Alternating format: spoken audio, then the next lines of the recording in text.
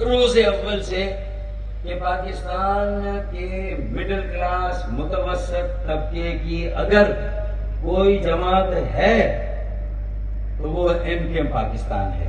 ऐसा है या नहीं है? है या नहीं है? अरे जो मोटरसाइकिलें पीछे खड़ी हुई हैं उसी से अंदाजा हो जाएगा कि ज्यादातर तहरीकी साथी और कारकुनान आम ट्रांसपोर्टेशन का जो जरिया है उसके जरिए से यहां पर आए हैं। यहां कोई गाड़ियों का, बड़ी गाड़ियों का कोई ऐसा रश नहीं लगा हुआ जिससे ये कहें कि हम मिडिल क्लास पार्टी नहीं है और ये मिडिल क्लास पार्टी का प्रोग्राम नहीं हो रहा। ये हमारा दावा है कि हम पाकिस्तान की वाहिद मिडिल क्लास पार्टी है। जिए मुत्तहदा, जिए।